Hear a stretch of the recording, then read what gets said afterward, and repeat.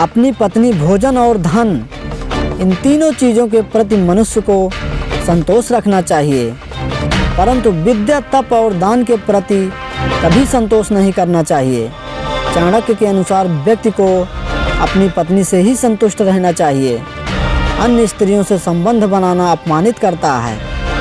व्यक्ति को घर में जो भोजन प्राप्त होता है और उसकी जितनी आय है उसी में ही संतोष करना चाहिए, लेकिन विद्या के अध्ययन, यम नियमों आदि के पालन और दान के कार्यों में कभी संतुष्ट नहीं होना चाहिए।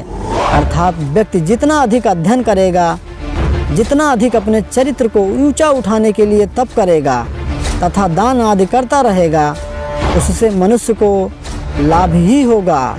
ये तीनों चीज़ें ऐसी हैं जिससे मनुष्य को कभी संतोष नहीं करना चाहिए।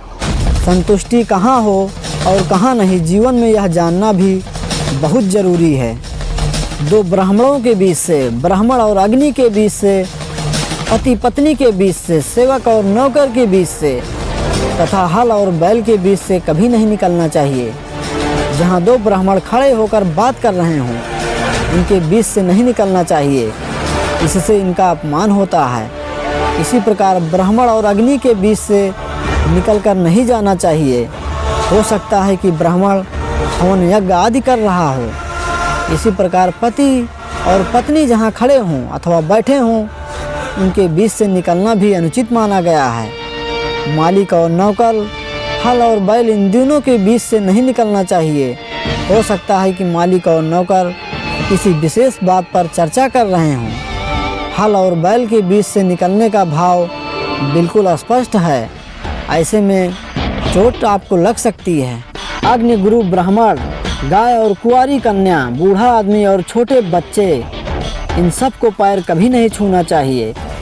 कुछ कार्य ऐसे भी होते हैं जिन्हें करने से व्यक्ति को हानि होती है और कुछ कार्य आचार व्यवहार के विपरीत होते हैं, उन्हें करने से समाज में अपयश होता है। अग्नि को पवित्र माना गया है, इसलिए उसे पैर से कभी स्पर्श नहीं करना चाहिए। गुरु ब्राह्मण और गाय तो भी पूज्य होते हैं, पूज्य होने के कारण उन्हें पैर से छूना उचित नहीं। कुंवारी कन्या, बूढ़े आदमी और छोटे बच्चे को भी सम्मान के पात्र होते हैं, इसलिए उन्हें पैर से कभी नहीं छूना चाहिए। पूज्य को यथोयोग्य सम्मान देने पर यदि आयु, विद्या, यश और बल की प्राप्ति होती है तो अनादर करने से इसकी हानि भी तो हो सकती है। इतिहास में ऐसे कई उदाहरण हैं जिनसे इस कथन की पुष्टि होती है।